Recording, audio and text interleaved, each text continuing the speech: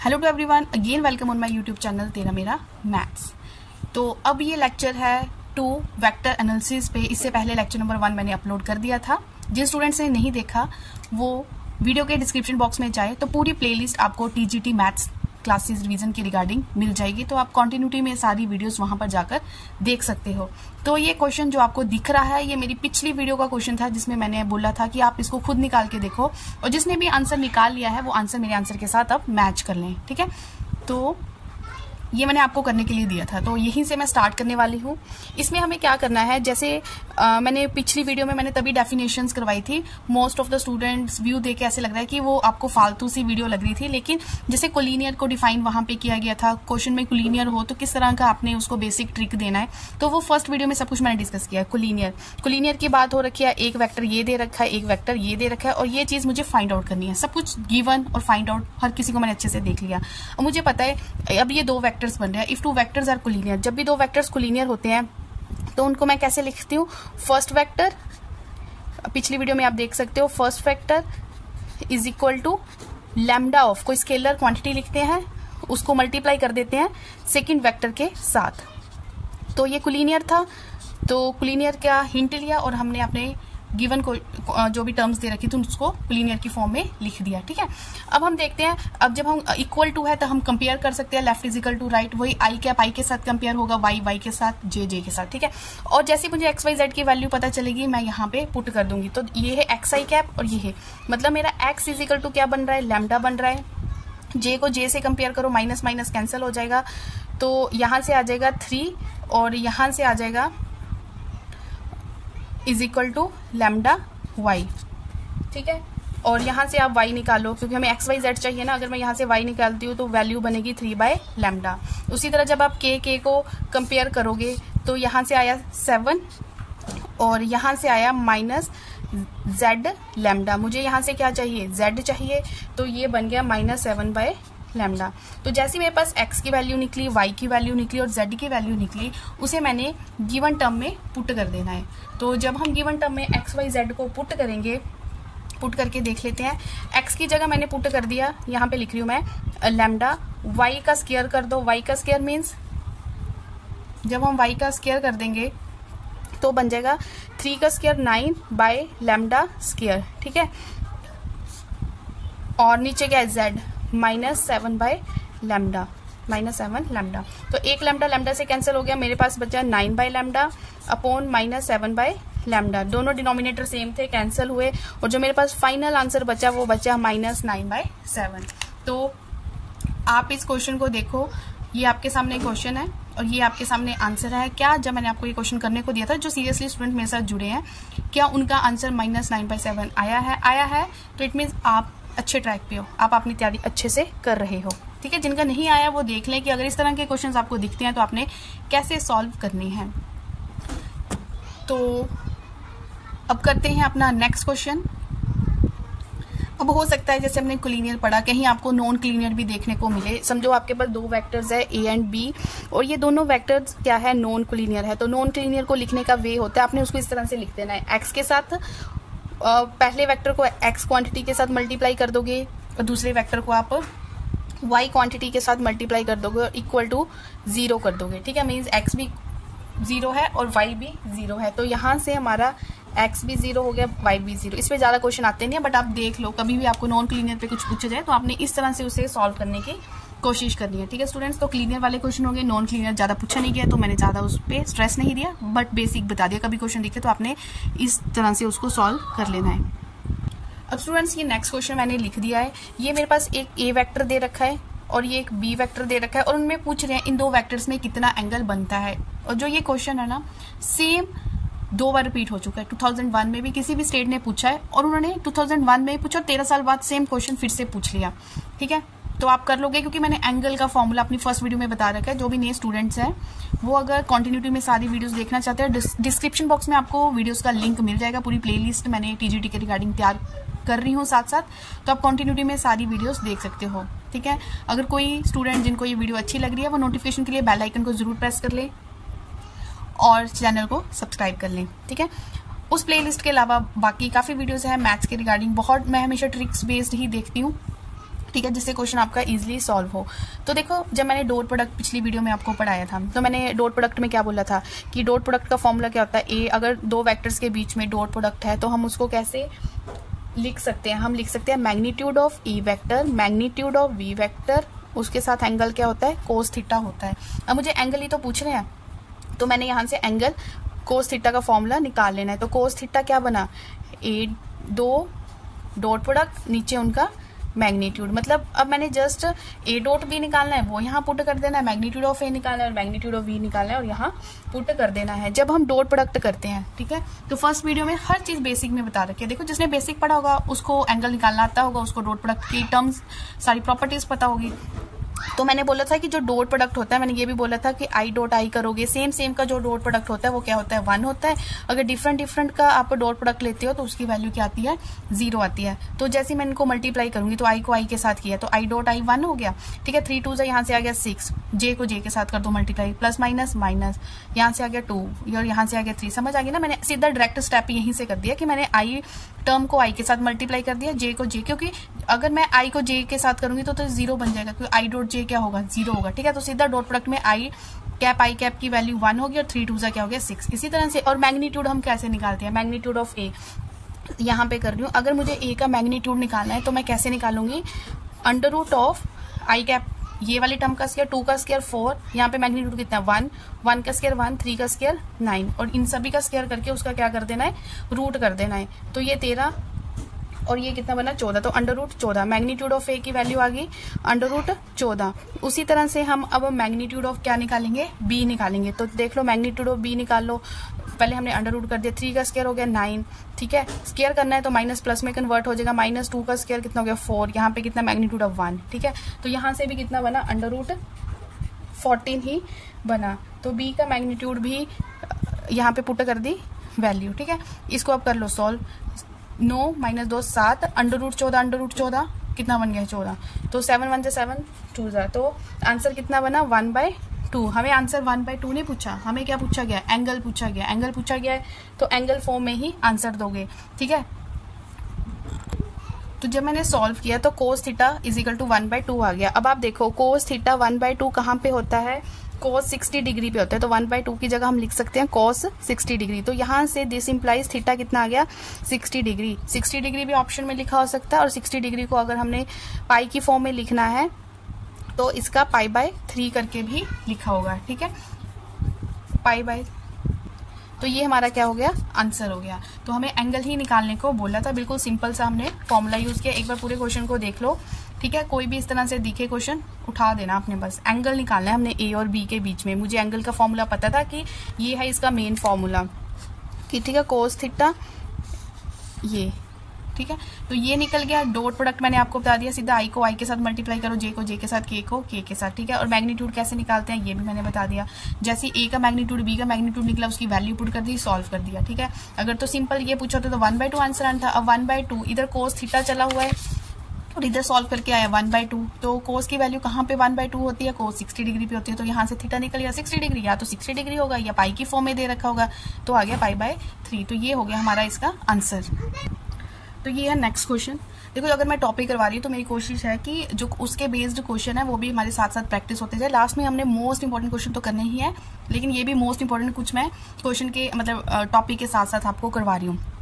ठीक है, तो टॉपिक ज्यादा क्लियर होता है अगर हम क्वेश्चन भी साथ साथ करते रहें। तो ए और बी यूनिट वेक्टर दे रखे हैं, एंगल भी बता दिया ए और बी के बीच में कितना है और कुछ ऑप्शंस दे दी। जीवन में बस इतना ही है, जो भी आपने क्वेश्चन करना है बस आपको यहाँ से ही हेल्प मिलने वाली है। एंगल की बात हो रही है तो एंगल मुझे पता है कोस थीटा, ऊपर ए डॉट बी और नीचे क्या आएगा उसका मैग्नीट्यूड ये। अब मुझे ए डॉट बी तो मैं निकाल नहीं सकती, लेकिन कोस थीटा की वैल्यू मुझे पता है यहाँ पे कितनी दे रखी है 60 डिग्री। ठीक है, थीटा यहाँ पे कितना है 60 डिग्री। जब मैं कोस की जगह यहाँ पे 60 डिग्री पुट करूंगी, कोस 60 डिग्री पुट करूंगी, ए डॉट बी मुझे पता नहीं है, तो देखो ए और बी यूनिट वेक्टर्स बोल रखे हैं, मतलब ए वेक्टर की वैल्यू भी उसका मैग्नीट्यूड 1 है और बी का मैग्नीट्यूड भी 1 है, तो नीचे तो 1 नहीं आ गया। और कोस 60 की वैल्यू कितनी होती है 1/2, तो यहाँ से ए डॉट बी तो निकल गया, लेकिन मुझे ये नहीं पूछा गया है। ठीक है, मुझे डॉट प्रोडक्ट नहीं पूछा गया, इट मीन्स क्वेश्चन में कुछ और करना पड़ेगा। और क्या करें, अब ऑप्शंस की हेल्प लेते हैं। जितना क्वेश्चन दिया था उसके अकॉर्डिंग तो कर दिया, इससे ज़्यादा हम और कुछ नहीं कर सकते। अब हम ऑप्शंस को देखते हैं, क्योंकि आंसर तो इसमें से टिक करना है ना। ऑप्शन में a प्लस बी और a माइनस बी की बात हो रखी है। चलो हम a प्लस बी से स्टार्ट करते हैं। अगर मैं क्या करूँ, a vector plus b vector का होल स्क्वायर करूँ, जब इस तरह की ऑप्शन हो ना तो इस तरह से हमें क्वेश्चन करना होता है। जब हम इतने क्वेश्चन प्रैक्टिस करते हैं तो हमें क्लियर हो जाता है कि किस तरह से अब आंसर आने वाला है। तो यहाँ से आ गया a का स्क्वायर, यहाँ से आ गया b का स्क्वायर, फॉर्मूला लगा दिया, यहाँ से आ गया 2ab। ठीक है, कितनी वैल्यू है, यूनिट वेक्टर तो 1 है, 1 का स्क्वायर 1, इसकी वैल्यू भी कितनी है 1 1 प्लस 2ab। अब जो यहाँ पे 2ab है, एक दोनों के बीच में क्या लगा हुआ है, डॉट लगा हुआ है। ठीक है, डॉट लगा हुआ है, इसको आप यहाँ पे आप मैग्नीट्यूड लगाने से रहने दो। तो यहाँ पे मेरा क्या बन रहा है, a डॉट b। अभी a डॉट b, यहाँ पे 1 प्लस 1 कितना हो गया 2 प्लस 2, a डॉट b की अभी वैल्यू निकाली, यूज हो गया ना यहाँ पे। तो यहाँ से कितना आ गया 1/2, ये हुआ, इसके साथ कैंसिल, मेरे पास बचा 2 + 1 = 3। अब यहाँ पे 3 भी नहीं दे रखा, कुछ ग्रेटर देन लेस देन दे रखा है, और यहाँ पे जो राइट हैंड साइड है वहाँ पे 1 लिखा है, जो 3 की। ओके, अब यहाँ से देखो 3 भी नहीं दे रखा, ये स्क्वायर उधर जाके क्या हो गया, रूट हो गया, क्योंकि मुझे a प्लस बी का स्क्वायर करके नहीं है, सिर्फ a प्लस बी की बात हो रही है। वो यहाँ पे क्या हो गया, रूट। अब जो रूट की वैल्यू होती है वो 1.73 समथिंग होती है, तो ग्रेटर देन 1 होगा। तो किसी भी ऑप्शन में a प्लस बी हो और ग्रेटर देन 1 हो तो इट मीन्स वो सेटिस्फाई हो रहा है, तो वो a plus be greater than 1 पहले ही ऑप्शन है। तो यही हमारा क्या आ गया, आंसर आ गया। ठीक है, कोई भी क्वेश्चन हो, चलो हमने जो पेपर वालों ने पूछा होगा, हर क्वेश्चन नहीं प्रैक्टिस किया होता, लेकिन हमें बेसिक पता होता है। तो इस तरह का कभी भी क्वेश्चन आए, यूनिट वेक्टर को कैसे क्वेश्चन में यूज करना है, एंगल का फॉर्मूला लगाया, फिर ऑप्शन गिवन से कुछ डिफरेंट थी, कैसे ऑप्शंस की हेल्प से हमने जो फाइंड आउट पहला स्टेप किया उसको कैसे यूज करना है। ठीक है, प्रैक्टिस करते जाओ, इतना ईजी है। मतलब मेरा कहने का मतलब +2 तक का जो हमारा मैथ होता है ना, वो तो है इंटरेस्टिंग, बस हमें क्या पता होना चाहिए, उसकी बेसिक टर्म्स पता होनी चाहिए। करें अब नेक्स्ट क्वेश्चन। वीडियो को पॉज कर लिया करो, अगर कोई क्वेश्चन मैं लिखती हूँ आपको लगता है कि ये मुझे आता है, तो आप पहले वीडियो पॉज करो, अपना खुद प्रैक्टिस करो, जितना टाइम लगाना लगाओ, और फिर वीडियो ऑन करके आंसर को आप क्या कर लो, मैच कर लो।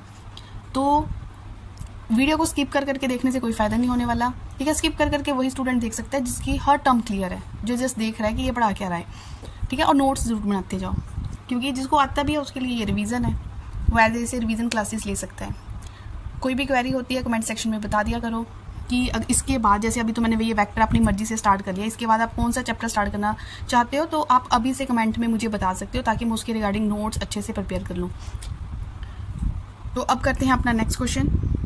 अब जो अगली टर्म मैं आपको बताने वाली हूँ वो है प्रोजेक्शन। ठीक है, इसके ऊपर भी क्वेश्चन पूछे जाते हैं, प्रोजेक्शन के ऊपर भी। एक तो ये सेटिंग भी ना,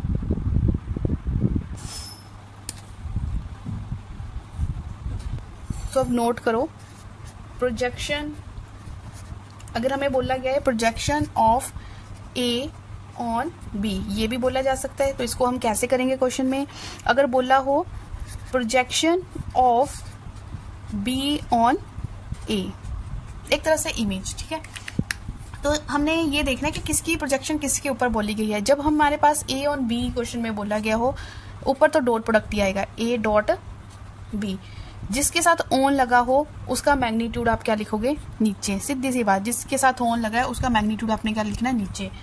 जब प्रोजेक्शन ऑफ बी ऑन ए बोला गया हो तो डॉट प्रोडक्ट कैसे बनेगा, बी डॉट ए। अब ऑन ए करके बोला है तो ऑन ए का मैग्नीट्यूड नीचे। इसको जरा अच्छे से लर्न कर लेना, ठीक है, इंपॉर्टेंट है, क्वेश्चन पूछे जाते हैं इसके ऊपर। अगर मेरे पास ये भी पूछा जाता है आजकल, component of A on B, तो इसका भी मैं आपको फॉर्मूला बता देती हूँ कि इसमें आपने कैसे लिखना है। इसमें आपने क्या लिखना है, पहले तो प्रोजेक्शन की हेल्प लेनी है कि ए ऑन बी बोला गया है, ऊपर A dot B, on B बोला गया है तो बी का नीचे क्या आ जाएगा, मैग्नीट्यूड।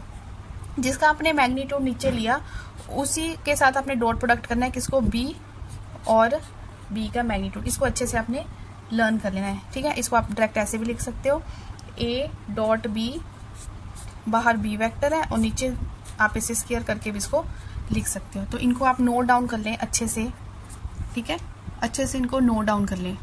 प्रोजेक्शन और component a on b, b on a, तो आपने बस ये लगाने होते हैं, कुछ नहीं है, ठीक है। हमें जस्ट इनको इम्प्लीमेंट करना आना चाहिए। पता नहीं है मेरे साथ जितने स्टूडेंट जुड़े हुए हैं वो पढ़ते पढ़ते चीज़ों को समझ रहे हैं या नहीं, क्योंकि ना लाइक्स है तो मुझे ऐसे लग रहा है कि मैं ही वीडियोस अपलोड करते जा रही हूँ। बहुत कम रेशो है जो कॉन्टिन्यूस मेरे साथ जुड़ी हुई है, उनका तो चलो डेली मुझे रिस्पॉन्स मिलता ही है। चलो वीडियोस तो आती रहेगी, ठीक है, चाहे जितने मर्जी स्टूडेंट साथ में जुड़े हैं।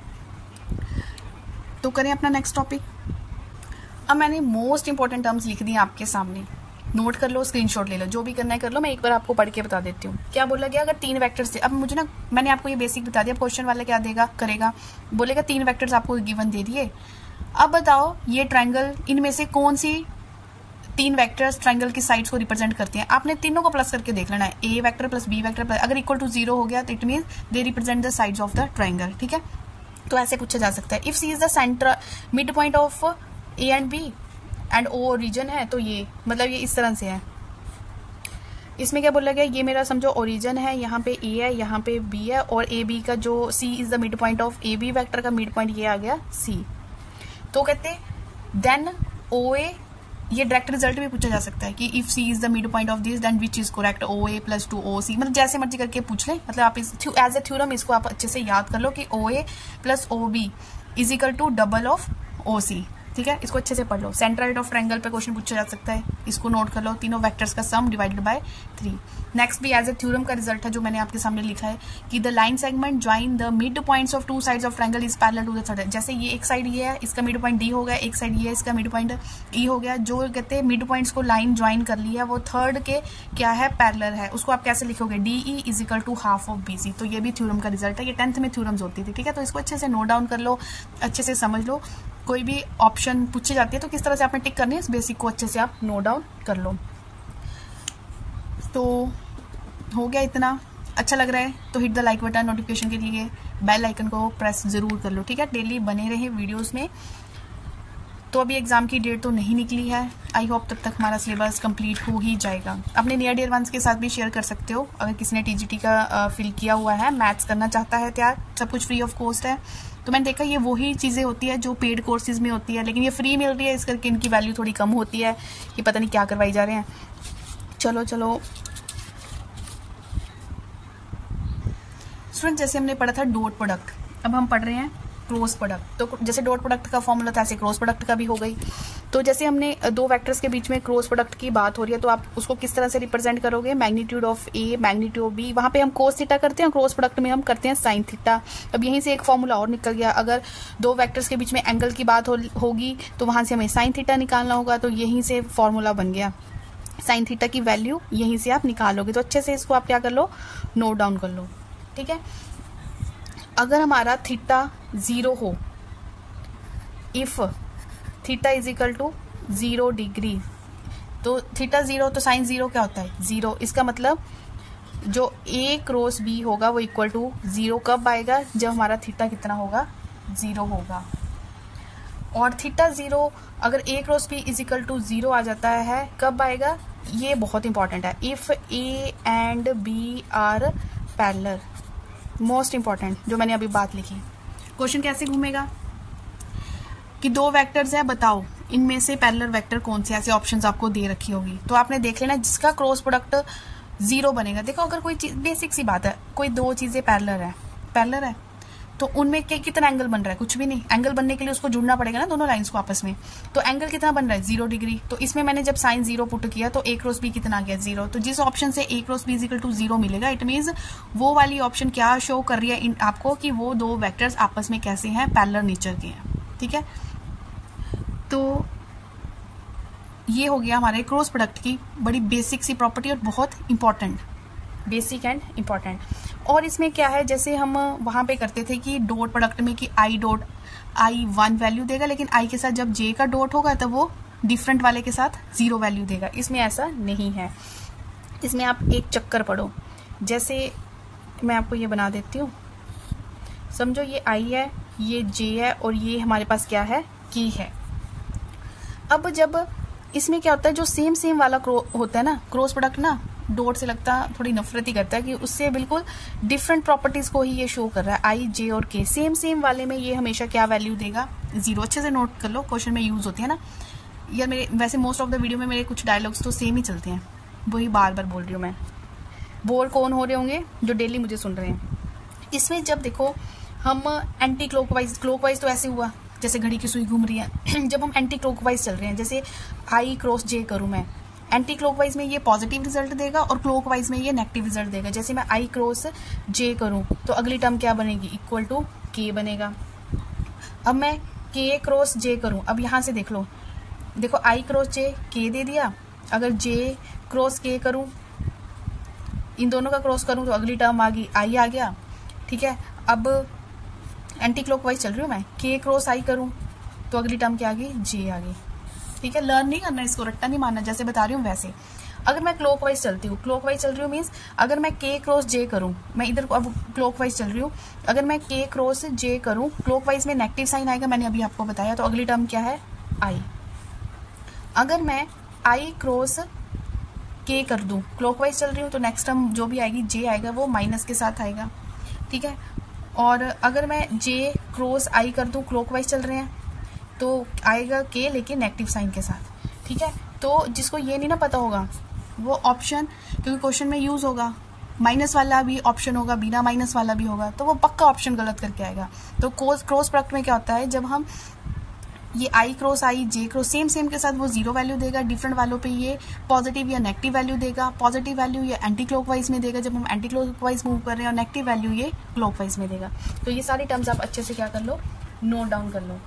तो अभी मैं जो इसके रिगार्डिंग क्वेश्चन है वो हम नेक्स्ट वीडियो में डिस्कस करेंगे, ठीक है। कोई भी क्वेरी हो तो आप मुझे बता सकते हो। तो मैंने आपसे एक क्वेश्चन पूछा हुआ है कि जैसे ही हमारा वेक्टर खत्म होगा तो इससे जो नेक्स्ट चैप्टर आप कौन सा करना चाहते हो, आप मुझे प्री में ही बता दें, पहले ही बता दें, ताकि उसकी जो नोट्स हैं वो मैं अच्छे से प्रिपेयर कर पाऊँ, ठीक है।